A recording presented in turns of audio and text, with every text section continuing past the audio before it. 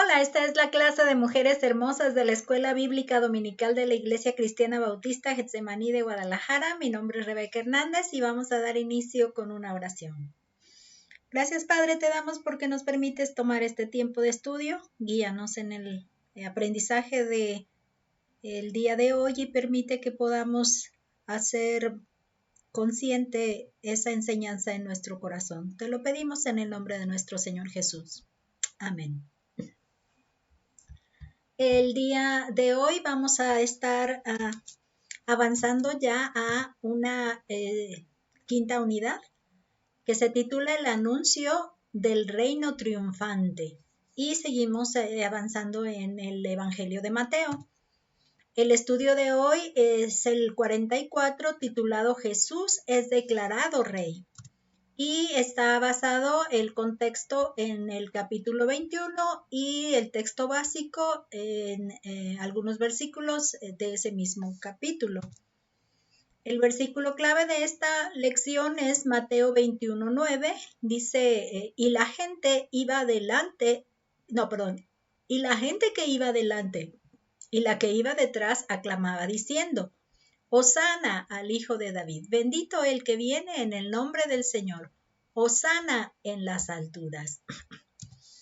Y como verdad central, estoy cambiando el enfoque que se presenta en la lección, entendiendo que Mateo hace el énfasis de conectarnos con las profecías del Antiguo Testamento, cómo se han cumplido en el Nuevo Testamento, o es decir, en el tiempo ya en que Jesús está entre nosotros, y Él nos está mostrando cómo esas profecías se cumplen. Entonces, lo que opté para la verdad central fue lo siguiente: Jesús cumple las profecías que le identifican como rey en el reino de los cielos.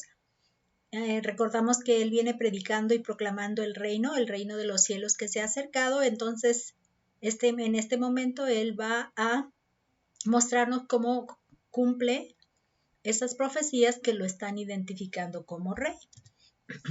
Y para la meta de enseñanza-aprendizaje, te pide que demuestres tu conocimiento del cumplimiento de las profecías que Jesús hizo en Jerusalén. O sea, esas acciones que Él llevó a cabo en Jerusalén fueron parte del cumplimiento de profecías que se escribieron acerca de Él. Y también te pide demostrar tu actitud de evitar una religión vacía. Diríamos en otras palabras, solo de apariencias, ¿sí? Para el estudio panorámico del contexto, estoy tomando los 3 puntos que se presentan en nuestro libro del alumno, que son: el 1 es la entrada triunfal en Jerusalén, que corresponde al Mateo 21, versículos del 1 al 11. El segundo punto es la purificación del templo, de los versículos 12 al 17. Y el tercer punto, la maldición de la higuera estéril, del 18 al 22. Y para dar inicio vamos a hacer la lectura de este primer punto de la entrada triunfal en Jerusalén, que corresponde a los versículos del 1 al 11. Y aquí los vamos a ir leyendo en las diapositivas. Dice así: cuando se acercaron a Jerusalén y vinieron a Betfagé, al monte de los olivos, Jesús envió 2 discípulos, diciéndoles, id a la aldea que está enfrente de vosotros, y luego hallaréis una asna atada y un pollino con ella, desatadla y traédmelos. Si alguien os dijere algo, decid, el Señor los necesita, y luego los enviará. Todo esto aconteció para que se cumpliese lo dicho por el profeta cuando dijo, decid a la hija de Sión, he aquí tu rey viene a ti manso y sentado sobre un asna, sobre un pollino, hijo de animal de carga. Y los discípulos fueron e hicieron como Jesús les mandó, y trajeron el asna y el pollino, y pusieron sobre ellos sus mantos, y él se sentó encima. Y la multitud, que era muy numerosa, tendía sus mantos en el camino, y otros cortaban ramas de los árboles y las tendían en el camino. Y la gente que iba delante y la que iba detrás aclamaba diciendo, Hosana al Hijo de David, bendito el que viene en el nombre del Señor. Hosana en las alturas. Cuando entró él en Jerusalén, toda la ciudad se conmovió diciendo, ¿quién es este? Y la gente decía, este es Jesús el profeta de Nazaret de Galilea. Y algo que aquí va a llamarnos la atención es que ellos, todas las personas, lo identificaban como un profeta, y eso es algo que ya habíamos visto en otra de nuestras lecciones. Y aquí nada más lo quiero resaltar. Hasta este punto ellos lo están reconociendo como un profeta. Lo que quiero poner de antemano o de anticipo es que el Señor Jesús viene en su recorrido hacia Jerusalén. Si ustedes recuerdan, se encuentra en la zona de Perea y de ahí está iniciando su recorrido de camino a Jerusalén ya para hacer su última entrada a Jerusalén, su última visita a Jerusalén. Entonces él ha dejado Jericó. En ese lugar, dejando Jericó, está sanando a 2 ciegos. Y él continúa en su camino después de este encuentro con estos 2 ciegos a los cuales sana. Este mapa nos ayuda a recordar el incidente, que aquí era precisamente al salir de Jericó, y está mostrándonos el trayecto que viene hacia Jerusalén. Aquí está indicando que llega a Betania, aunque en realidad está mencionando Betfagé. Pero lo que quiero también mencionarles es que este mapa está registrando todos los eventos que se encuentran en los 4 evangelios, pero Mateo no hace mención de otros recorridos. Lo que hace Mateo es que nos mantiene en la región de Perea con sus relatos, y ya nada más lo hace recorrer o nos registra el recorrido que hace ya para llegar por última vez a Jerusalén. Entonces él se encuentra en esta región y viene haciendo ese recorrido. Ya en el relato que estamos ahora leyendo, estamos observando que el Señor Jesús viene llegando a Betfagé, que esto es muy cerca de Jerusalén, y encontré un registro en el comentario, en la Biblia. ¿Se acuerdan que les había mencionado que era interesante lo que el comentario de la Biblia de Cambridge para escuelas y colegios nos estaba ofreciendo?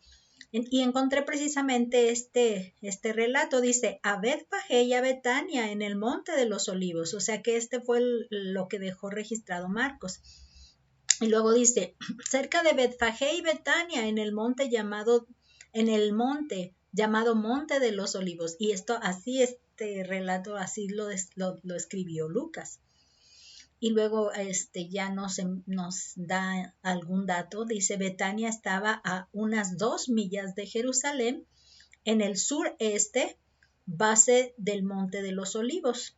De Betfagé o Betfagé,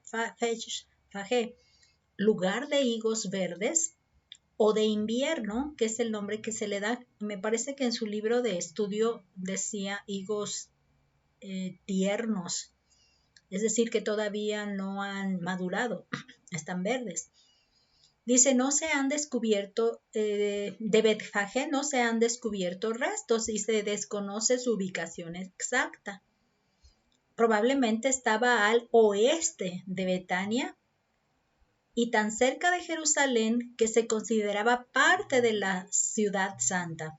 Entonces me fui a buscar un mapa donde apareciera Betfagé y encontré esta ilustración donde nos ubica Betfagé en esta posición, pero me llama la atención cómo Jericó está un poco retirado del punto donde Betfagé, para luego continuar a Jerusalén. Entonces como que sí nos hace de alguna manera claro que no está tan identificada la ubicación de Betfagé como para poder entender que hizo el recorrido pasando por allí. Si da aquí a mostrar que bajan un buen tramo y luego vuelven hacia como una especie de regreso, ¿no?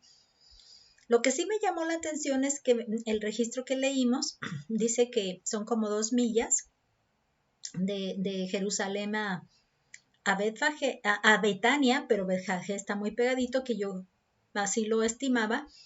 Y encontré algo que me llama la atención, es que la milla no es tan común para nosotros, es más común el kilómetro. Entonces me dediqué a investigar qué cantidad de kilómetros tiene una milla y encontré que tiene 1,609, o sea, 609, 1,609. Entonces, si Betania se encontraba a 2 millas, entonces esta aplicacioncita que encontré nos permite duplicar, o sea, ponerle las 2 millas, es como una calculadora, y automáticamente nos arroja los kilómetros que suman. Y lo que obtuve fue 3 kilómetros punto 218 con décimas. Bueno, ahí le dejo esas. Y me hizo recordar que, por ejemplo, desde mi casa a la calzada Independencia, que es la avenida, una de las avenidas principales, normalmente tengo un kilometraje de 4 kilómetros. Y alguna vez yo lo caminé, lo recorrí caminando y me tardé alrededor de media hora. Entonces estaba pensando que 3 kilómetros es un poquito menos distancia y probablemente podría llevarme unos 25 minutos quizá de caminata, pero caminata así de ejercicio, pues, no una caminata tranquila, así muy de mirar todos los paisajes y cosas que pudieran presentarse, ¿no? Entonces me hizo más o menos darme una idea de, qué distancia pudieron haber recorrido y qué tiempo, ¿no? Y luego me pareció también interesante ver cómo serían los edificios, casas de la zona, y me encontré esta imagen que me permite más o menos darme cuenta de lo realmente cercano que se puede apreciar Betfagé de Jerusalén. Lo que primero pude observar es esta mezquita, que es una mezquita musulmana, en donde se encontraba el templo de Jerusalén. Exactamente en ese punto se encontraba el templo de Jerusalén. Entonces, aquí tengo a la mezquita que me ubica el templo, y Betfagé, miren cómo me lo define en este punto. Entonces, esta sería la distancia de unos 25 minutos, más o menos. Es lo que vamos a encontrar aquí. Ok. Dice que esta es la última vez que el Señor Jesús entrará en Jerusalén, y a su llegada prepara su entrada de la manera en que fue profetizado. Entonces aquí es donde yo empiezo a observar que el Señor Jesús empieza a cumplir la manera de que se profetizó de él en este punto en el que ahora se encuentra. Y a través de la Biblia Día a Día de F.B. Meyer encontré este comentario. Dice: nuestro Señor Jesús entró en la ciudad en cumplimiento de una visión profética, o la visión profética. Fíjenme, vamos moviéndole esto para poder, sí, de la visión profética, vamos poniéndolo ahí. Dice: pero con gran humildad, por el camino alfombrado por el entusiasmo amoroso de la multitud. Fue en gran parte un estallido galileo y popular. Las clases altas se mantuvieron al margen. Recuerde esa antigua predicción citada aquí, que fue en Isaías 62:11, y especialmente Zacarías 9:9. El rey viene teniendo salvación. Ese es el orden divino. Nunca conoceremos el pleno poder de la salvación de Cristo hasta que lo hayamos recibido en nuestro corazón como Rey. Lo que nos llamó la atención es que las profecías hasta este momento estaban evidenciando la llegada del reino, que ofrecía una salvación que Juan el Bautista predicaba. Este es el Cordero de Dios que quita el pecado del mundo, y presentaba precisamente a la llegada del rey como un salvador.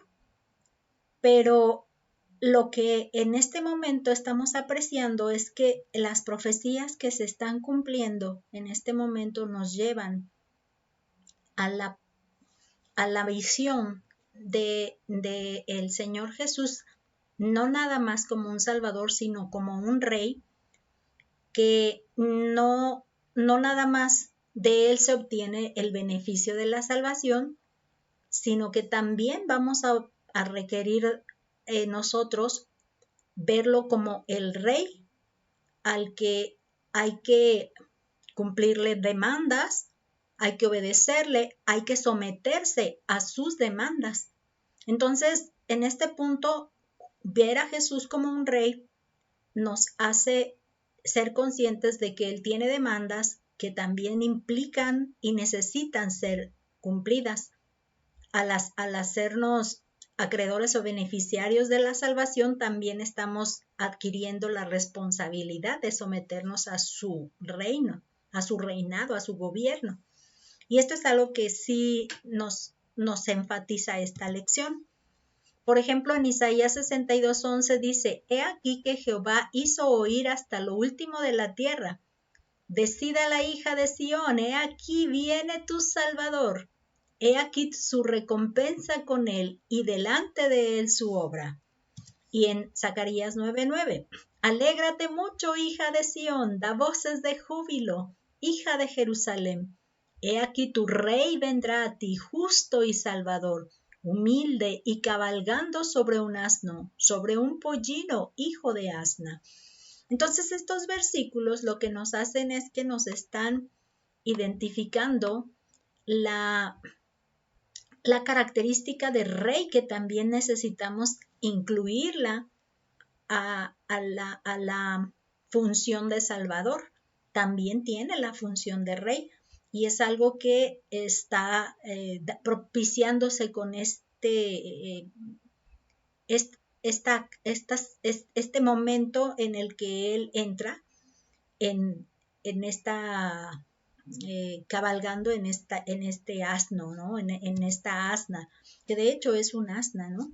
En el registro nos la marca como un asna. Entonces Jesús se sienta en los mantos que ponen sobre el asna. Aquí lo que me llama la atención son cosas curiosas, nada más. No tienen mucha más allá de solo cosas curiosas, porque él habla de que se sentó en el asna y su pollino, ¿no? Entonces a eso hace el razonamiento echar a andar. ¿Y cómo lo pudo haber logrado? Debiera encontrar en el Google algunas imágenes de cómo se puede una persona sentar en dos animalitos. Yo así lo estuve me imaginando o planeando en mi mente. Y entonces, al leer los comentarios, pues ya nos hacen de alguna manera más claridad en que se tuvo que haber sentado solo en uno de ellos, porque resulta que no son de la misma condición, vamos a decir, ni siquiera de la misma altura ambos, porque uno es más pequeño que el otro. Entonces ahí es donde entra la claridad de la imaginación que venía por ahí. Miren, en este comentario sobre toda la Biblia de Matthew Henry, nada más recordarles que Matthew Henry es teólogo que explica de una manera muy extensa los argumentos que él presenta y ha investigado. Y dice: es muy significativo, envió solo por un asna y su pollino. Los asnos se usaban mucho en aquel país para viajar. Los caballos solo los tenían los grandes hombres y para la guerra. Cristo pudo haber llamado a un querubín para que lo llevara, pero aunque por su nombre de Jehová, que habla de él como Dios, cabalga sobre los cielos. Sin embargo, ahora por su nombre Jesús, o sea, Emmanuel, Dios con nosotros, en su estallido de humillación, cabalga sobre un asno. Sin embargo, algunos piensan que aquí tenía en cuenta la costumbre en Israel de que los jueces montaran en asnos blancos, según lo dice Jueces 5:10, y sus hijos en asnos, y Cristo entraría así. no como vencedor, sino como juez de Israel. Para juicio vino a este mundo. Fíjense que aquí nos hace recordar que precisamente el Señor Jesús, si ustedes se acuerdan, no está Él propiciando de alguna manera la fe, ¿no? Decíamos, sino viene a evidenciar lo que ya hay de fe en el pueblo, ¿no? Entonces, este hecho de que Él no entra como vencedor es algo que también nos está resaltando y no lo habíamos pensado porque estábamos considerando ese punto de que Él entra como un rey exaltado, aclamado, pero sí este comentario nos hace de alguna manera mirar cómo el Señor Jesús sí tuvo otro papel que mostrar y desempeñar en esa entrada con esas condiciones de estar montado en un asna. Vamos a leer qué dice Jueces 5:10. Dice, vosotros los que cabalgáis en asnas blancas, los que presidís en juicio eran jueces, y vosotros los que viajáis, hablad. Entonces, este registro nos define que los jueces tenían esa costumbre. Estaba leyendo en otro comentario que los hijos de un profeta también tenían esa otra costumbre. A ellos también había una cita por ahí, pero no me pareció necesaria pues traerla al registro, a la lectura, pero sí nos hace bien evidencia de que esta era un distintivo de los jueces, que ellos anduvieran cabalgando en asnas. Entonces, esta es otra de las identificaciones que nos permite ver en el Señor Jesús. ¿Y saben dónde encontré la ratificación de este enfoque? En otro de los evangelios, porque si ustedes recuerdan, Mateo no narra todos los detalles y acontecimientos que se llevaron a cabo, que se vivieron en el relato real del Señor Jesús. Entonces, lo que estoy acomodando la imagen de una vez. Encontré pues que él en el pasaje, antes de llegar ahorita, déjenme ver que estamos aquí, imaginé yo cómo era la apariencia pues de este pequeñito pollino y el asna, y encontré estas dos imágenes, esta primera donde me muestra la apariencia de los animalitos, pues lógicamente el asna es la que tiene la capacidad de cargar a alguien, ¿no? Y el pequeñito, ¿no? Entonces ahí es donde puedo entender que no se trataba de que él se sentara sobre los animalitos, sino que como el registro deja ver un plural, ese plural está enfocado hacia los mantos que pusieron parece que en ambos, es lo que sí, aunque esta imagen no nos muestra ahí que el pequeño también tuviera un manto, pero sí los mantos es el plural, y entonces el Señor Jesús sentó en los mantos y hace ahí como con más claridad de que montó más bien la asna, ¿no? Pero el pollino aparece ahí como si fuera su mamá, vamos, y él estuviera apegado a ella, entonces no los separaron, los mantuvieron juntos, ¿no? Eso es lo que nos deja ver estas imágenes y esta curiosidad, pues. Ok, entonces, lo que les decía es que otro de los evangelios, que esto es Lucas, relata que el Señor Jesús lloró sobre Jerusalén antes de entrar a Jerusalén. Mateo no lo registra.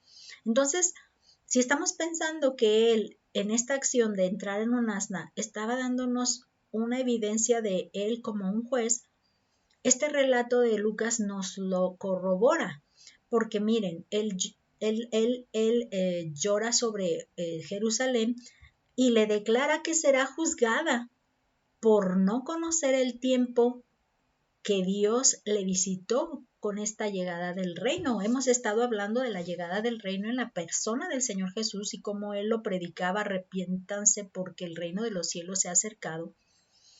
Y creer en el Evangelio, en este caso el Señor Jesús así llegó a predicar, que precisamente era creer en el mensaje que Dios ya había profetizado y les venía prometiendo.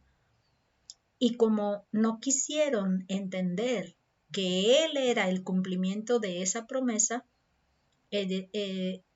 lo único que hacen es corroborar el juicio contra esa incredulidad.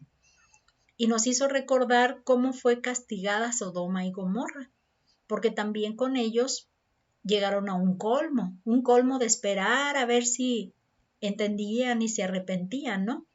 Y llegaron entonces los hombres, varones, que iban a corroborar si ellos estaban en el punto de colmo, de ya no esperarlos más. Y eso es lo que nos deja de aprendizaje este registro de Lucas, que el tiempo de espera para que la fe se aparezca y se produzca tiene un límite. Y ese límite el Señor lo establece, y aquí a Jerusalén se le llegó el límite. Y por esto el Señor Jesús llora de la pena de haberlo querido rescatar de ese sufrimiento, y no hubo manera de que lo pudieran ellos llevar a cabo esa fe necesaria, para que era la que esperaba ver el Señor en su pueblo.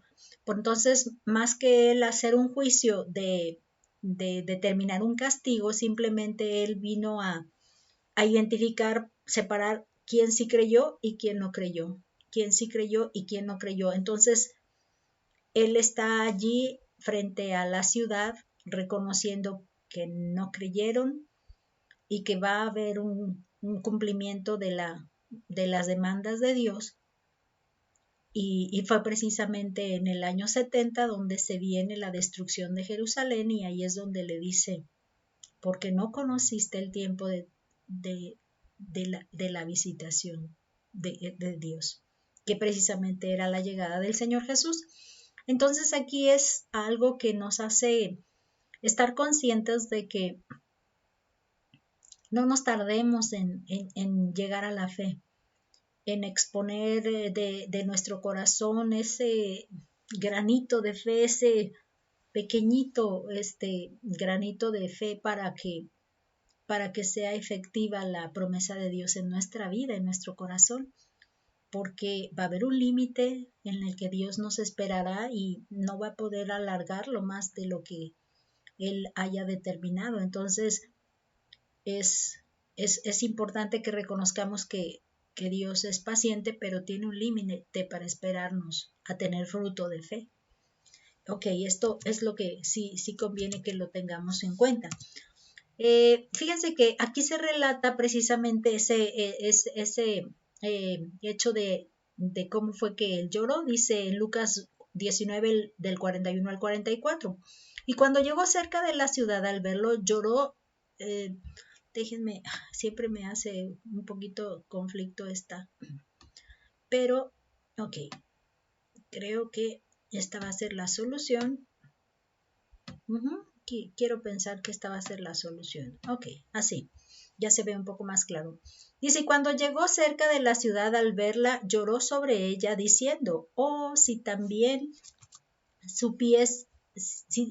si también tú conocieses a lo menos en este día lo que es para tu paz, mas ahora está encubierto de tus ojos, porque vendrán días sobre ti cuando tus enemigos te rodearán con vallado y te sitiarán, y por todas partes te estrecharán y te derribarán a tierra, y a tus hijos dentro de ti, y no dejarán en ti piedra sobre piedra, por cuanto no conociste el tiempo de tu visitación. Entonces, esta es una de las demandas, pues, que se hace del pueblo de Israel, porque no no mostraron la fe que se esperaba que tuvieran a la llegada del reino. Porque recuerden que la fe es necesaria, pero el arrepentimiento del pecado, de los pecados, es necesario para la entrada en el reino. Y ellos no tuvieron dispuesto su corazón para arrepentirse sobre los pecados cometidos contra Dios. Y mucho menos el buscarlo con fe creyendo la promesa que hizo, de enviar un Mesías, de enviar un profeta, de enviar un Salvador y ahora un rey.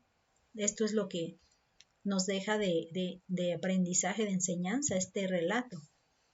Vemos que la gente tiende sus mantos para que pase Jesús sobre ellos, dándole así el reconocimiento de maestro, pero sobre todo de rey.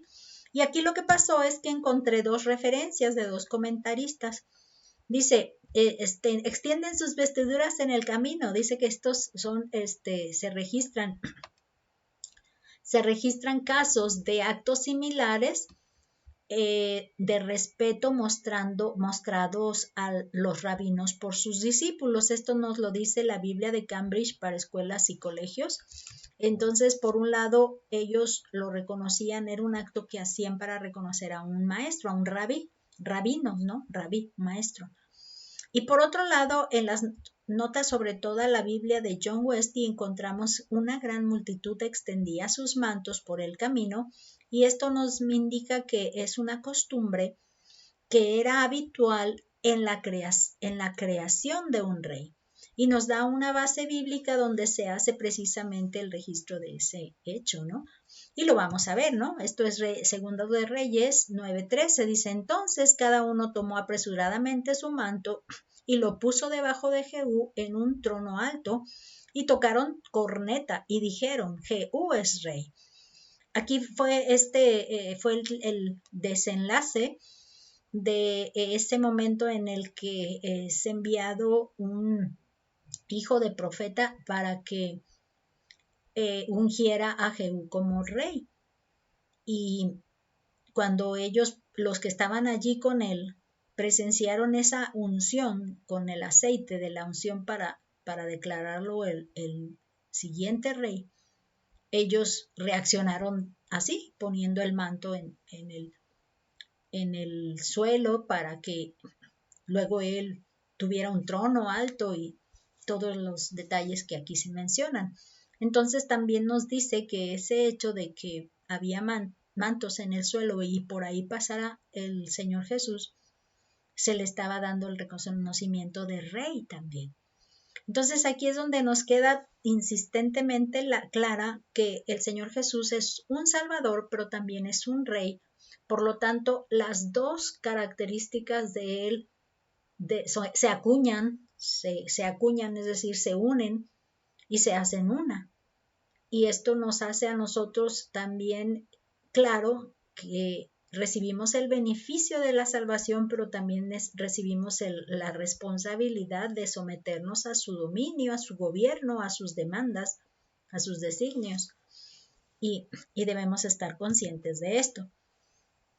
Ya en el punto número 2 dice la purificación del templo en Mateo del versículo 21 los versículos 12 al 17, que es un pasaje corto.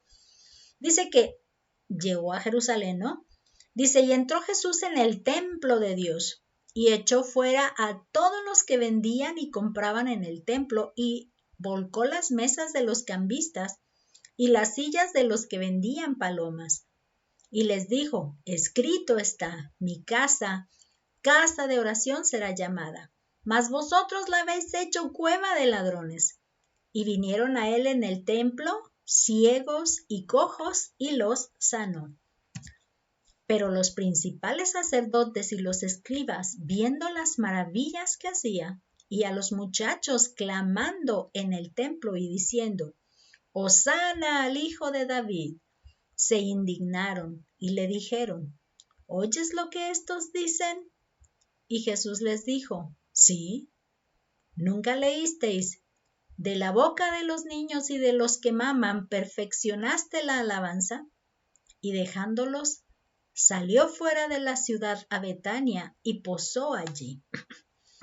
Lo que estamos observando en este relato es que Jesús entra en el templo y por segunda ocasión expresa su enojo sobre la manera en la que es usada la casa de su padre. Y esto es algo que ya lo había expresado antes, esta molestia, pero ahora es la segunda vez que lo expresa. Y aquí la curiosidad, pues, de reconocer definir cómo eran los espacios de este templo, que antes no me daba curiosidad, pero ahora que sí, de pronto pude investigar alguna imagen que nos describiera cómo eran los espacios y cada uno, sobre todo porque ahora menciona los atrios, ¿no? Atrios donde se encontraban a los que les está volcando las mesas. Y eso es lo que me llamó la atención aquí. Estamos entonces observando que esta parte de aquí debe ser el lugar santísimo. Créanme que no reconozco de manera exacta porque no le he prestado atención y esmero para podérmelos grabar, pero lo que me llama la atención es pues la distribución que tiene, ¿no? Este es el lugar mucho más céntrico, ¿no? De donde se centra toda la adoración y el propósito de tener un templo, ¿no? El lugar santísimo donde se ofrece el sacrificio de la expiación. Al menos aquí está claro que es una vez al año y que solo el sacerdote entra. Es lo que veníamos narrando entre de las hermanitas en la clase, me lo estaban repasando y ahorita me está viniendo a la mente que eran los eventos, como decíamos, ceremonias que cada año se tenían que llevar a cabo, pero las de día al día o domingo a domingo, sábado a sábado más bien, claro, aquí, sábado a sábado se llevaban a cabo, pues eran otros momentos de adoración. Entonces, serían sus espacios del templo en sí, ¿no? Pero lo que nos está mencionando en este comentario que encontré de las notas sobre toda la Biblia de John Wesley, dice que echó fuera todo lo que vendían y compraban. Aquí va en plural. Palomas y bueyes para el sacrificio. Déjenme nada más checar aquí. Sí, nada más. Palomas y bueyes para el sacrificio. Los había echado fuera 3 años antes, según lo registra Juan 2:14, mandándoles que no hagan de esa casa una casa de mercado. Ante la repetición de la ofensa usó palabras más duras. Y luego ya menciona en el templo, es decir, en el atrio exterior del mismo, donde los gentiles solían adorar. Esta es la otra parte que nos llama la atención, cómo los comentaristas nos ubican dónde es que se ubicaban los cambistas, y aquí nos lo indica en el atrio de los gentiles. Entonces también fue otra de las cosas que me hizo necesario buscar para ubicar el espacio del templo. Ahora vamos a volver a verlo en un momento más, donde se encontraban estos personajes a los cuales les tuvo que volcar sus mesas. Y luego los cambistas, aquí los está identificando a los cambistas de moneda extranjera en moneda corriente. Que dice que los que venían de lugares lejanos querrían ofrecer para el servicio del templo. Y es donde nos hacía hacer un poquito de relación con los países que tenemos más populares, o la moneda de los países más populares, que pudiera ser el dólar o el euro, y que de ellos vienen como extranjeros a México y pues necesitan pesos para usarlos acá, ¿no?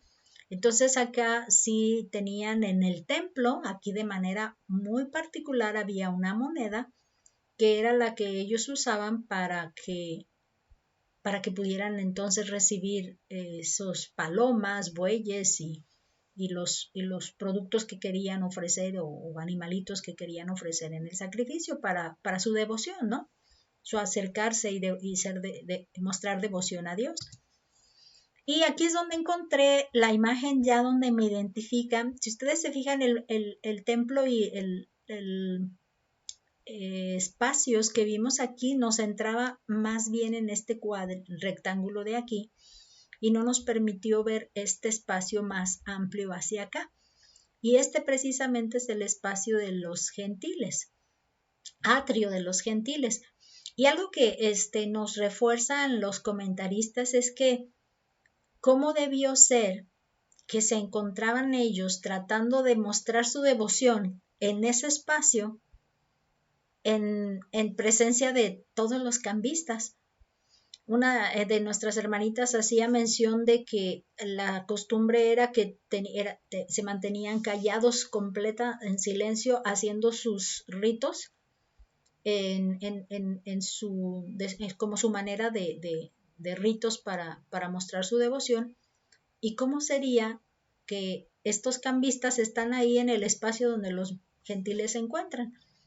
Ninguna quietud, entiendo yo, que pudieron ellos tener para poder mostrar su devoción.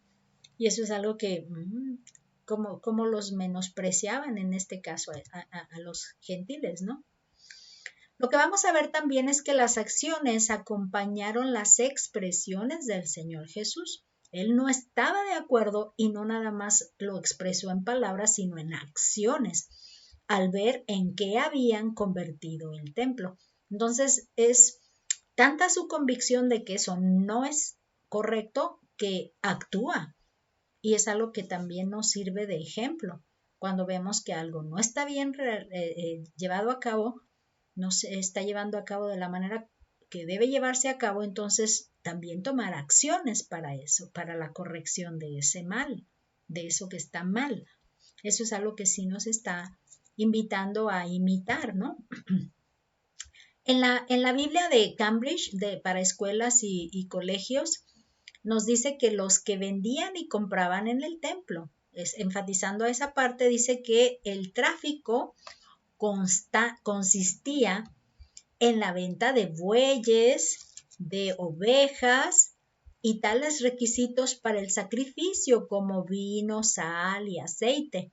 Esta mercancía tuvo lugar en el atrio de los gentiles. Entonces aquí nos fijamos que también la Biblia de Cambridge nos está reforzando qué lugar, qué espacio era donde se encontraban estas mercancías, ¿no? Y luego menciona la mesa de los cambistas. Dice, la palabra griega significa aquellos que tomaron una moneda pequeña. En hebreo es kolbon y en griego es kolubos, quizá una palabra fenicia. Dice, ellos tomaron esta moneda pequeña como tarifa para cambiar el dinero de los adoradores, quienes debían pagar en moneda hebrea. Esta exacción de la tarifa era en sí misma ilegal y probablemente abundaban otras prácticas deshonestas. Fíjense que ahora que lo estoy recordando, en una de las ocasiones que estuve yo en Cuba, no sé si actualmente tienen las mismas limitaciones, pero no podían los cubanos tener moneda en dólar en su posesión o en su uso común. No era permitido para ellos. Solo nosotros, que éramos extranjeros, podíamos ir a comprar a lugares donde específicamente se recibían dólares. Entonces, entre nosotros y los cubanos hermanos en aquella época, no estaba bien visto que hiciéramos eso de cambiar dólares con ellos. Y algo que ahorita me trajo a la mente, porque si este cambio de moneda no era legal, era algo que ellos entonces lo estaban llevando a cabo como una práctica ilícita, ¿no? Y probablemente aquí dice la Biblia de Cambridge que había otras cosas que estaban llevando a la práctica y eran deshonestas. Entonces, por esto el Señor, viendo que el colmo ahora, les llama cueva de ladrones, ¿no? Esas son la diferencia de lo que vemos aquí. Fíjense que algo que nos llamó la atención es que ¿por qué tendrían que ofrecer algo de dinero allí? Y nos daban la cita, los comentaristas nos daban la cita de Éxodo 30, versículos del 12 al 14. Dice, cuando tomes el número de los hijos de Israel, conforme a la cuenta de ellos, cada uno dará a Jehová el rescate de su persona, cuando los cuentes, para que no haya en ellos mortandad cuando los hayas contado. Esto dará todo aquel que sea contado, medio ciclo conforme al ciclo del santuario. El ciclo es de 20 geras. La mitad de un ciclo será la ofrenda a Jehová. Todo el que sea contado de 20 años arriba dará la ofrenda a Jehová. Y también otra cuestión que no ha quedado muy claro para mí es qué motivo había en que al ser contados se recibiera esta ofrenda a Jehová. No he logrado identificar cuál ha sido este motivo, pero algo que sí me viene rápido a la mente es que cuando el rey David se le mete en la cabeza ponerse a contar al pueblo, no está hablando de ofrecer esta ofrenda, creo. No se menciona en ningún momento el que ellos estén dando esta ofrenda. Entonces, de alguna manera quiero pensar que como si se jactaran, en el caso el rey David se jactara de tener todo este pueblo a su dominio, en su dominio, ¿no? A su servicio, como si ese fuera lo que le movió. Entonces, estamos hablando de que no le dio de alguna manera el reconocimiento de que pertenece a Dios.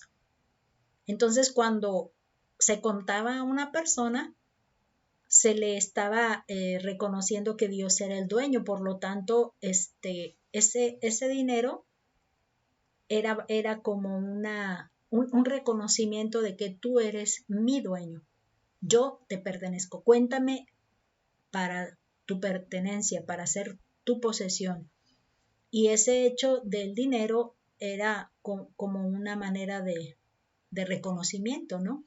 Y esa otra situación, no sé si recuerdan lo de David, pues el Señor se enojó mucho contra David y lo castigó con una plaga donde mueren todos aquellos que él hubiera contado para, tengo mucha gente, pues resulta que se le restan pues con una plaga que Dios envía como parte del castigo. Entre las tres ofrecimientos que le hizo, pues este fue el que le podríamos calificar como el menos peor de los tres que se le presentaron a David como castigo. Entonces, aún así se menciona que los extranjeros también llegaban a ser adoradores y ofrecían una ofrenda. Entonces debe haber otra ofrenda que tuvieran que dar los que no eran del pueblo, ¿no? Del pueblo de Israel. Entonces habría que determinarlo, no está claro ahorita cuál era, pero era necesario pues llevar esa moneda de los hebreos para usarla dentro del templo. Lo que después de esta situación del evento de que él volca a las mesas, dice que los ciegos y los cojos son recibidos por el Señor Jesús y los sana. Y algo que no le había tampoco tomado atención es que qué derecho, qué privilegios tenían estas personas ciegos y cojos. Y me lo hizo recordar Matthew Henry en este comentario sobre toda la Biblia. Dice, allí en el templo sanó a los ciegos y a los cojos, según Mateo 21:14. Dice, cuando hubo echado fuera del templo a los compradores y vendedores, invitó a entrar a ciegos y cojos, porque los hambrientos colma de bienes, pero a los ricos los despide vacíos. Cristo en el templo, por su palabra allí predicada y en respuesta a las oraciones allí hechas, sana a los que están espiritualmente ciegos y cojos. Los ciegos y cojos fueron excluidos del palacio de David, según en 2 Samuel 5:8, pero fueron admitidos ahora en la casa de Dios. El templo fue profano y maltratado cuando se convirtió en plaza de mercado, pero fue agraciado y honrado cuando se convirtió en hospital. Estar haciendo el bien en la casa de Dios es más honorable y mejor le conviene que estar recibiendo dinero allí. La curación de Cristo fue una respuesta real a esa pregunta. ¿Quién es este? Sus obras testificaban de él más que los hosanas, y su sanidad en el templo fue el cumplimiento de la promesa, que la gloria de la última casa sería mayor que la gloria de la primera. Entonces, hubo varios templos que fueron destruidos y luego restaurados, y esta fue otra de las promesas que se cumplieron cuando el Señor Jesús efectúa acciones que dan más honor y más honra que el uso que le dieron o le venían dando hasta este punto, ¿no? Entonces esto es algo muy, muy enriquecedor, este comentario de Matthew Henry, ¿no? También vamos a ver que algunos, ¿no?, principales sacerdotes y escribas vieron las maravillas de sanidad que Jesús hacía, pero su indignación fue mayor cuando oyeron los gritos que aclamaban en adoración al Hijo de Dios. Ellos estaban calificando de alguna manera idolatría el que estos muchachos, que nuestra versión de Reina Valera registra como muchachos, estaban como si repitieran lo que venían oyendo de fuera, ¿no? Antes de llegar al templo y entrando a Jerusalén con las personas que lo estaban siguiendo o acompañando, ¿no?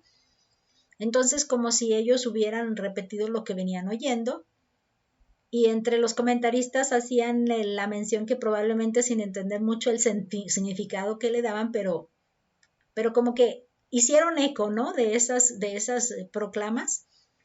Y lo que más les indignó fue que ellos decían que lo estaban adorando y sobre todo porque le estaban reconociendo como hijo de David, sabiendo que David es un rey, y si este es un hijo de David, entonces él es heredero al trono de David. Entonces él es un rey. Por esto es que se enojan porque no lo quieren como rey.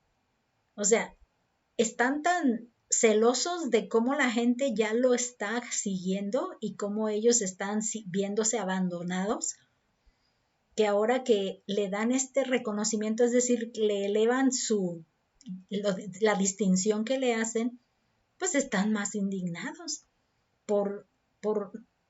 porque ellos no están conformes con que se le reconozca de esa manera y no están dispuestos a aceptar ese reconocimiento para ellos atestiguarlo y certificar que así es. Entonces las maravillas que él hace no les hace ningún asombro, ningún tocar el corazón o moverlos a fe o a creer. Esas eran las evidencias que la profecía daba de que habría un bienestar para los ciegos, para los cojos, o sea, estos milagros estaban profetizados como evidencias de la llegada del Mesías, del Cristo, y ellos cerraron sus ojos a esas evidencias y se indignaron por no reconocer que tenían frente a ellos a un rey que era prometido desde el Antiguo Testamento que ellos recibieron, ¿no? Entonces, esta es la parte que ellos deciden no creer. Entonces, Matthew Henry nos sigue mencionando, discutieron abiertamente en los hosanas de los niños, pensaron que con esto se le daba un honor que no le pertenecía y que parecía ostentación. Los hombres orgullosos no pueden soportar que se honre a nadie más que a ellos mismos, y nada les inquieta más que las justas alabanzas de los hombres que lo merecen. Así envidió Saúl a David las canciones de las mujeres. ¿Y quién puede estar de pie ante la envidia? Recuerdan que esta frase la encontramos cuando los hermanos de José estaban tan celosos de que él estaba teniendo un sueño donde decía que sus manojos de lo que habían cosechado se inclinaban al manojo de él, y ellos envidiosos, dices, tenían envidia, celos de José, y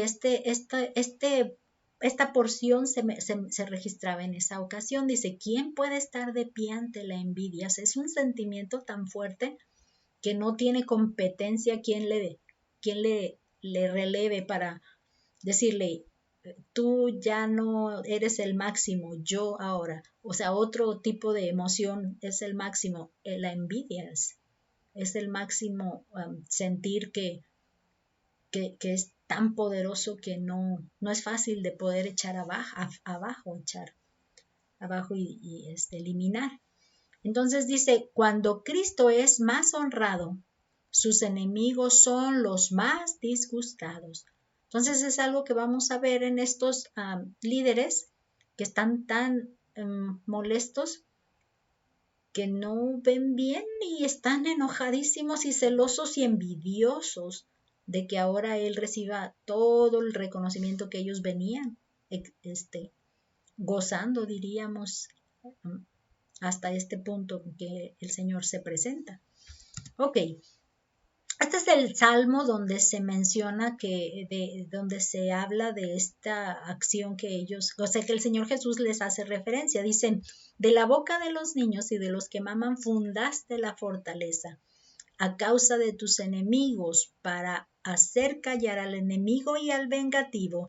Fíjense que curiosamente la manera en la que se relata nos hace darnos cuenta de que los enemigos callaron ante esta situación y pues, ya no pudieron decir nada, pero sí se molestaron.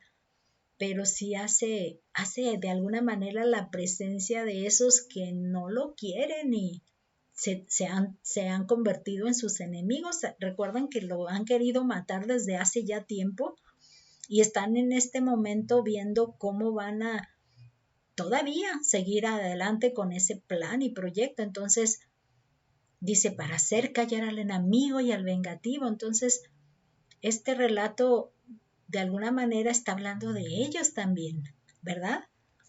Ok, dice, Jesús deja a los sacerdotes y escribas para ir a Betania a pasar la noche. Aquí ya viene entonces ahora sí su recorrido hacia Betania. Anteriormente no era Betania, sino a Betfagé, que era muy cercano a Betania, y de Betfagé llega a Jerusalén. Ahora ya terminó el día, yo así lo imagino, ya terminó el día con lo que ha enfrentado con estos sacerdotes y escribas, y ahora entonces va a pasar la noche a Betania. Betania, recordemos que está a 2 millas, que esto viene a ser a 3 kilómetros y unos 3 kilómetros y 200 metros, que serían como 2 cuadras o algo así, 200 metros. Cada cuadra son como 100 metros de longitud, ¿no? Y aquí es donde encontré otra imagen. ¿Se acuerdan que vimos hace rato una donde nos tienen a Betfagé y a Betania muy hacia abajo? Bueno, en esta imagen encontré otra ubicación, por eso sí queda más claro que nos decía este otro comentarista que no se tiene claro dónde está ubicada la ciudad, ¿verdad? Entonces aquí se menciona, por ejemplo, que este es el punto del Monte de los Olivos y Betfagé debe estar como a las faldas, ¿no? Entonces Betania está de alguna manera a una distancia estábamos hablando que son como 3 kilómetros, 25 minutos caminando, que es más o menos lo que yo hago para ir a casa de mi papá ahora que nos separamos en la colonia donde están a unos 25 minutos y me voy caminando, que de hecho no necesito camión para llegar a donde ellos, no son como 25 minutos, lo que quiero imaginar que van a ser esta distancia de aquí. Entonces ya ubicamos un punto más cercano de Betfagé y Betania, ¿no? Un poquito más ilustrativa esta imagen. En fíjense que tengo otro comentario que nos habla de las referencias cruzadas. O sea que si yo quiero saber en qué otro texto se habla de Betania o en qué otro texto se habla de entró o algo así, le doy el clic en esa pestaña y me identifica algunas citas. Entonces, eso me ha facilitado que si dice que él se montó en el asna o lloró, por ejemplo, o algo, entonces ahí le doy en referencias cruzadas, me dice, es en el Evangelio de Juan, es en el de Mateo, es en el de Marcos, en el de Lucas, y eso me ha facilitado ubicar las mismas relatos en otros evangelios. Entonces ahí me está dando estos datos de Betania y me pareció algo interesante de podérselos compartir. Fíjense cómo los menciona, dice, Betania era un pueblo al este del Monte de los Olivos. Camino, déjenme ver porque ya lo moví, en el camino, me es más fácil mover la imagen que la hoja para no luego batallar. En el camino a Jericó, 15 estadios, según Juan 11:18, o casi 2 millas, como lo dice, a ver, esto es lo que quería, como dice Jerónimo de Jerusalén. Este pueblo es ahora pequeño y pobre, y el cultivo de la tierra que lo rodea está muy descuidado, pero es un lugar agradable y romántico, sombreado por el Monte de los Olivos y abundante en vides y pastos altos. Consta de 30 a 40 viviendas habitadas por unos 600 maometanos, para cuyo uso hay una pequeña y ordenada mezquita levantada sobre una cima. Aquí muestran las ruinas de una especie de castillo como la casa de Lázaro y una gruta como su tumba, y la casa de Simón el leproso, de María Magdalena y de Marta, y el mismo árbol que nuestro Señor maldijo. Están entre las curiosidades monásticas del lugar. Lo que me llamó la atención es que nos está describiendo cómo se encontraría hoy en día la ciudad de Betania. Entonces me hizo tener más curiosidad de buscar qué más imágenes podríamos encontrar. Y me encontré esta, que nos indica que estas son las casitas en las que se habitaba en aquel entonces, primero. En aquel entonces se habitaban. Este es el tipo de casitas en las que se habitaban en Betania.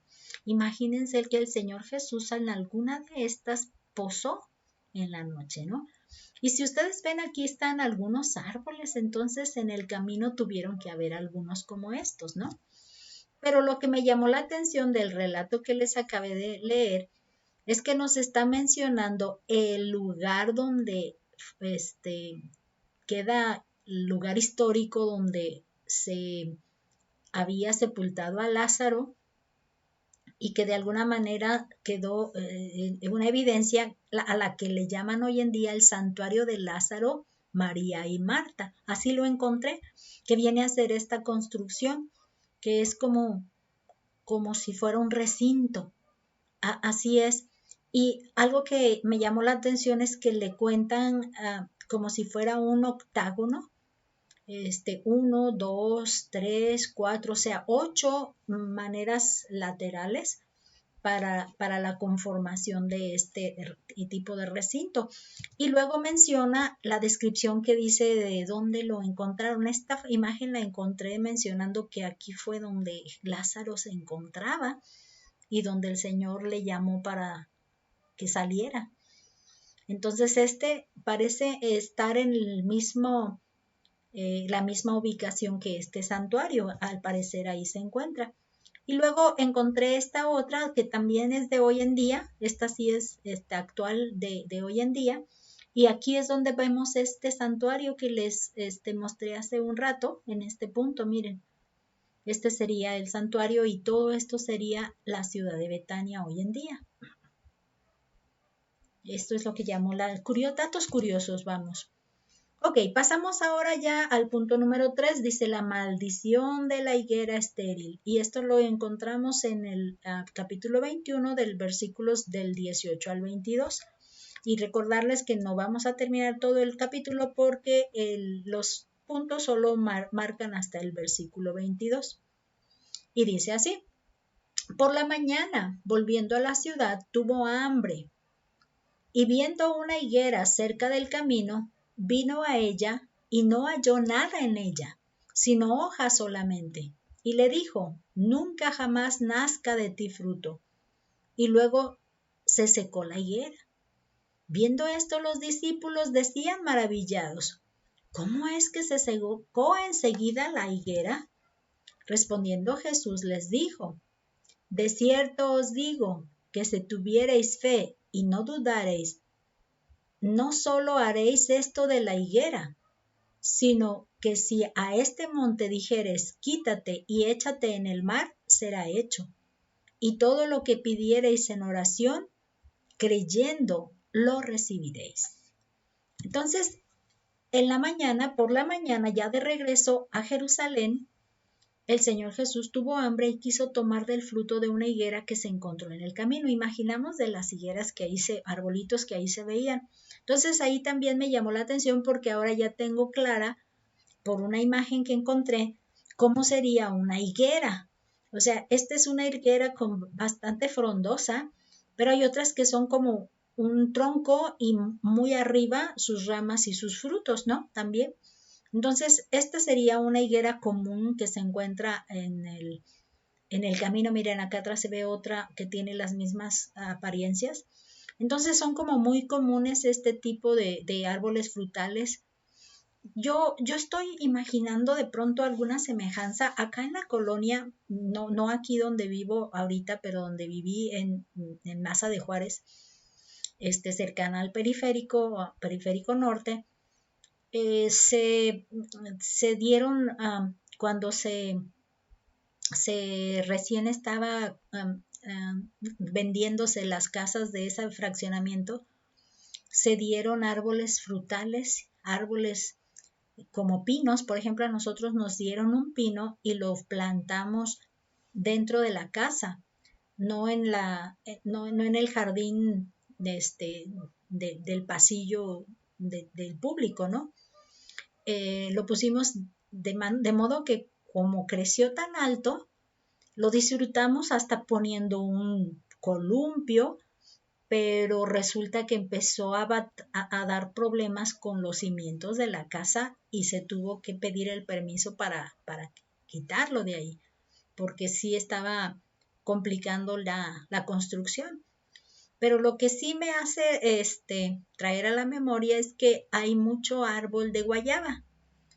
Mi mamá había plantado un árbol de lima y había árbol de guayaba y también tuvieron que quitarlo porque daba mucho problema. Pero lo que me hizo recordar el día que mi hermana, de las tres que somos, la que es menor que yo, se fue a comprar algo de mandado para cocinar y comer y no volvía y tardaba y tardaba y tardaba. Y ándale que resulta que se encontró uno de esos árboles de guayaba con mucha guayaba madura y abandonada y dijo ella, no las voy a dejar. Agarró su bolsa y se puso a llenarla y traía como un costal cargando de guayabas. Entonces, cuando yo veo este relato de la higuera, me imagino ese tipo de árboles de guayaba que se encuentran en estas calles de nuestra colonia de donde crecimos y que están para que la gente coma las guayabas que están ahí. Nadie se queja de que se las recojan y se las lleven, o sea, no se no se está afectando la economía de nadie, al contrario, están siendo aprovechadas ahí que se echan a perder, ¿no? Entonces, el Señor Jesús tiene hambre, ve un árbol de fruto y piensa en tomar el fruto, ¿no? Y aprovecharla y comerla. En esta Biblia de Cambridge, para escuelas y colegios, dice: la higuera pierde sus hojas en el invierno. De hecho, se ve particularmente desnuda con sus ramas blancas y desnudas. Una especie, sin embargo, da frutos y hojas a principios de la primavera, apareciendo los frutos antes que las hojas. Sin duda, fue una higuera de este tipo la que Jesús observó, y al ver las hojas esperó encontrar frutos en ellas. Entonces, este relato de la Biblia de Cambridge me dice que este tipo de fruta, de arbolitos, lo primero que se produce en ellos es el fruto, y después del fruto, la hoja. Y entonces, si el Señor Jesús vio este árbol con hojas, muchas, entonces era muy claro para él que debía haber ahí fruta también, porque pudo ser este tipo de especie, ¿no? Entonces él ve las evidencias de que está las hojas allí, entonces, hay frutas, vamos por las frutas, los frutos. Lo que vamos a ver aquí es que la higuera mostraba hojas que prometían que había fruto en ella, pero Jesús no encontró nada. Entonces aquí es donde está el problema. Tenía la evidencia de que había, pero no había. Entonces ahí es donde empezamos con la cuestión de las apariencias. Aquí nuevamente la Biblia de Cambridge dice: en el momento de la Pascua, o sea, la época en la que se da la Pascua, apenas habrían aparecido los primeros capullos de las hojas en la higuera común, mientras que la fruta madura de este año no se encontraría hasta 4 meses después. Entonces no era la temporada, ¿no?, de este tipo de frutos. Dice: la enseñanza del incidente depende de esta circunstancia. Por ejemplo, aquí está el relato de una parábola de la higuera estéril, que precisamente de ahí es de donde se toma ese nombre, y que nos hace énfasis en las condiciones que tenía esta higuera, y cómo es que esta enseñanza que se está presentando en el acontecimiento que estamos viendo tiene sentido en la base de que está mostrando la evidencia de algo que no tiene. Dice: la higuera temprana, conspicua entre sus hermanos sin hojas, parecía solitaria para mostrar que tenía frutos e invitar a la inspección. Entonces, esas hojitas que tenía, pues hicieron que se acercara, o sea, lo invitaron a que se acercara para que revisara si había frutos y pudiera tomarlos, y resulta que no los tiene. Entonces, el problema en realidad está en que mostraba una apariencia de algo que no tenía. Entonces, esta es una enseñanza que se está aprovechando y que aquí nos la conecta con el relato de Lucas, que habla de una parábola que tiene que ver con algo muy, muy parecido a una higuera, que en este caso se le consideraba estéril. Fíjense bien, vamos a higuera estéril. Dice: yo también, Lucas 13 del 6 al 9, dijo también esta parábola: tenía un hombre una higuera plantada en su viña, y vino a buscar fruto en ella y no lo halló. ¿Se fijan cómo asocia el evento de una cosa con la otra? Y dijo al viñador: he aquí hace 3 años que vengo a buscar fruto en esta higuera. 3 años, que es el tiempo que ha estado recorriendo las regiones allí, en Jerusalén y en Galilea, en esta zona. Dice: 3 años que vengo a buscar a fruto en esta higuera y no la hallo. Córtala. ¿Para qué inutiliza también la tierra? Ese es el juicio, ¿no? Ya del determinado para ella. Él entonces respondiendo le dijo, Señor, déjala todavía este año, hasta que yo cabe alrededor de ella y la abone. Y si diere fruto, bien, y si no, la cortarás después. Entonces aquí es donde el Señor Jesús está buscando la manera de que se salve, de que se le dé la oportunidad, se le espere a que haya frutos de fe, cosa que se entiende que no lo logró. Por eso es que se determinó que sí se les iba a dar el castigo de incredulidad, de no aceptar el tiempo de su visitación, de la visitación del Señor y de Dios con sus promesas cumplidas. Dice, nuevamente se presenta la canción para mostrar el juicio sobre Israel. Entonces esta parábola también nos viene a traer, o esta higuera, este evento de la higuera nos viene a traer el refuerzo del juicio que se hace de que sí se les esperó y no hubo manera de poder recibir nada de ellos. En la Biblia de Cambridge seguimos, dice, así que Israel, única entre las naciones del mundo, presentó una promesa. Solo de Israel podía esperarse fruto, pero no se encontró ninguno. Y su tiempo de cosecha había pasado. El tiempo límite para esperar ya se había terminado. Por tanto, Israel pereció como nación, mientras que las razas gentiles, hasta entonces estériles, pero ahora al borde de su primavera, estaban listas para florecer y dar fruto. Aquí es donde nosotros vamos a poder entender que el año 70 destruyó todo lo que es la conformación de pueblo, con sus costumbres, con sus ritos, con sus leyes, con sus ceremonias.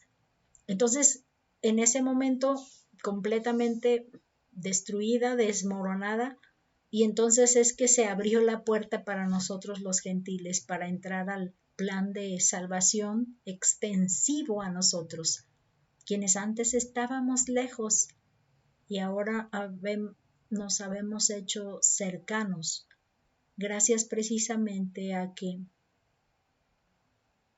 mostramos fe a las promesas que Dios estaba ofreciendo y hubo fruto de fe y de arrepentimiento de pecados. Eso también es frutos de arrepentimiento de pecados, o sea, esas evidencias que se demandaban y que desde la proclama de Juan el Bautista y del Señor Jesús mismo y de hasta de los discípulos que extendió el ministerio para ellos también. Entonces esta es el aprendizaje de que hay un tiempo para mostrar la fe que Dios está esperando de nosotros y si no hay fe, Él va a determinar la paciencia va a tener un límite. Y así como pereció como nación Israel, también a nosotros que no mostramos fe nos va a tocar el perecer, pero esta vez va a ser por la eternidad y no en una muerte físicamente hablando, ni un régimen de comunidad o sociedad, sino va a ser una condición espiritual por la eternidad en perdición. Esa es la parte más dolorosa. Dice, las palabras de Jesús hacia la higuera provocaron que se secara enseguida, y esto maravilló a sus discípulos. Aunque hay otro relato del otro de los evangelios que dice que hasta el día siguiente ellos se dieron cuenta. Pero lo que sí nos dice es que este relato de Mateo dice que en ese instante se secó, en ese instante. A través de la Biblia día a día de F.M. Meyer encontramos, dice, los hombres han encontrado falta en nuestro Señor por herir, déjenme nada más verificar, sí, el Señor, por herir este árbol con esterilidad de que se haya secado. Sin embargo, ¿Qué maestro no arrancaría una planta si quisiera enseñar a sus alumnos alguna lección que solo pudiera enseñarse de esa manera? Seguramente Jesús estaba perfectamente justificado al hacer de esa higuera el símbolo del juicio que debe alcanzar a todos los que profesan, pero no poseen. Cuidado, que no busque fruto en ti en vano. Entonces, esta llamada de F.B. Meyer, les recuerdo que F.B. Meyer lo que nos presenta en sus comentarios es como un tipo devocional, donde nos hace referencia a experiencias personales en nuestro día a día. Entonces, este ejemplo nos hace vernos como cuidado de que no seamos de los que solo por apariencia estamos mostrando que hay fe y no la haya. Y que el Señor venga y se acerque a nosotros y nos vea que no hay fruto de fe. Entonces, esta es la motivación de cuidado, que no aparentes llamarlo para que observe tu vida, aparentando que eres piadoso, que eres devoto o devota, y al final no estás respaldando lo que estás aparentando. Y es en vano que va a venir el Señor a buscar algún fruto de tu vida y no lo va a ver. Entonces, cuidado. Dice que luego, o sea, como enseguida, luego, Jesús les enseña la importancia de la fe y el mantenerse en oración constante con Dios. Entonces, esta parte del desenlace de esta historia, de este registro, nos habla de la importancia de la fe y de mantenernos en contacto con la oración a nuestro Dios. Estas las relaciona como algo que es necesario. Y lo encontramos en F.B. Meyer. Dice, pero qué maravillosas estas palabras sobre la fe. Este es el relato que estamos encontrando aquí. Dice, podía hablar así porque era el autor y el consumador de la fe. Pablo vivió por la fe del Hijo de Dios, según Gálatas 2:20. Todo es posible para el que cree. La fe aniquila el tiempo y la distancia.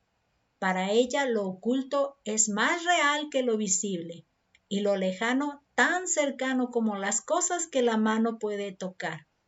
Ella es la mano abierta del alma, que se apropia y toma de la mano de Dios. Pero la fe es imposible sin la oración.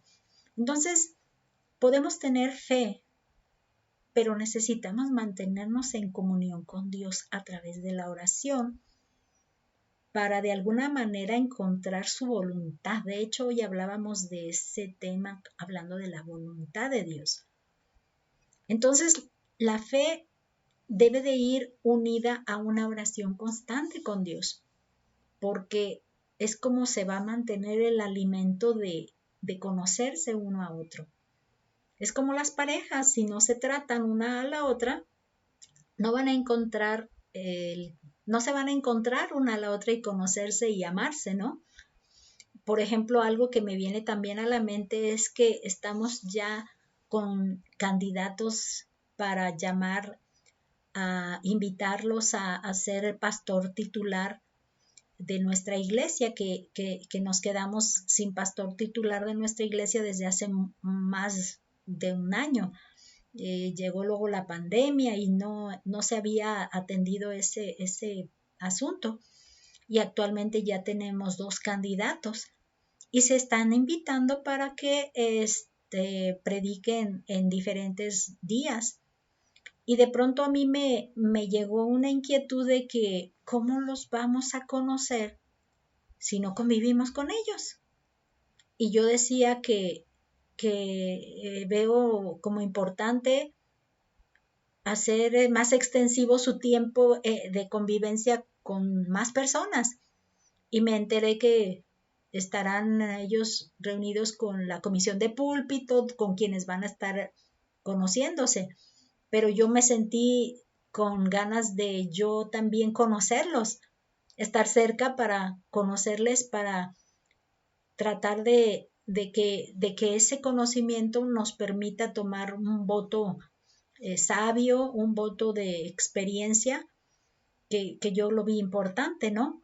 Y aquí precisamente es parte de lo que ahorita viene a mi mente, la fe, el creer en Dios sin estar en relación con Él a través de su medio de comunicación, que es la oración, pues hace infructuosa esa relación. Te conozco y declaro mi devoción a ti, pero no estoy en comunicación contigo, no se explica, ¿no? Entonces sí me hizo un ejemplo de lo que me parecía también útil para los que somos miembros de la iglesia, conocerles el día único que puedan estar acá, pero conocerles todo el tiempo que van a estar acá y convivir con ellos todo el tiempo que van a estar acá.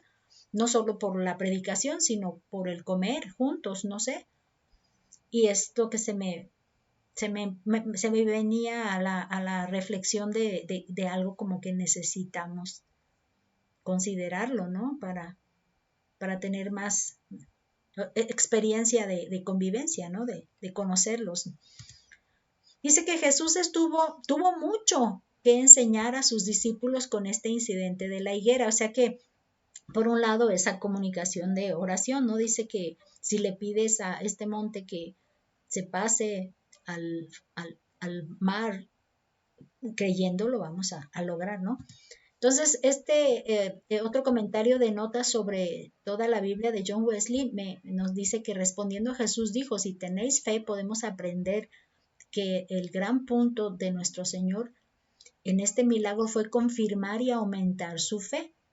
Y otro de las enseñanzas que dio fue que también fue advertirles contra la infructuosidad, que precisamente se refuerza el enfoque de nuestras metas de enseñanza, que no tengamos una fe o una religión vacía, que no tenga fruto de fe, fruto de muestra, de evidencias. Y nos refuerza Mateo 17:20. Dice, Jesús les dijo, por vuestra poca fe, porque de cierto os digo que si tuvierais fe como un grano de mostaza, diréis a este monte, pásate de aquí allá y se pasará, y nada os será imposible. Recuerdan que le preguntaron que por qué no habían podido echar afuera ese demonio y entonces le dijo, es que su poca fe. Pero aquí era porque todavía no tenían cimentada su fe de manera que actuara, ¿no? Algo que nos dábamos cuenta es que sin la fe de los del pueblo de Israel, Jesús no podía llevar a cabo los milagros. Por ejemplo, ahí en Nazaret dice que no pudo hacer muchos milagros por la poca fe que tenía. Entonces, al ellos tener la fe requerida, podían ellos obtener lo que esperaban hacer, o sea, para que todo fuera posible, ¿no? Pero la base es la fe, ¿no? La fe que realmente hace efectivas los milagros, efectivas el que se produzca algo, ¿no? Eso es lo que vamos a obtener aquí. ¿Qué vamos a tener con las aplicaciones? Ahora tenemos el título acá abajo. En las aplicaciones encontré pues que tenemos que considerar lo que es la salvación completa. Es decir, que no que haya más demandas aparte de la salvación, sino que lo veamos como el paquete completo, ¿no? De lo que recibimos con la salvación. Vemos que Jesús fue la promesa cumplida de aquella salvación profetizada, pero el plan de Dios incluyó hacer a Jesús el Rey del reino de los cielos, por lo que no podemos aceptar su salvación y entrada al reino sin considerar también su reinado en nuestra vida. Y hacer nada más el énfasis de lo que decíamos, Él es Salvador, pero también es Rey, y los dos acuñan una misma moneda a la que nosotros nos hacemos acreedores, por un lado bendecidos, pero por otro lado responsables de las demandas que Él nos esté pidiendo por ser Rey. Sí, esa es la parte que no debemos dejar de contemplar. Y luego en este otro punto, en el punto 2, le he llamado el tiempo del juicio. Dice, Dios mostró el cumplimiento del tiempo de la llegada de su reino a la tierra en la persona de su Hijo Jesús. No reconocerlo propició la ejecución del juicio de Dios. Estamos hablando del pueblo judío. Al no hallar el fruto de arrepentimiento y fe que él demandaba.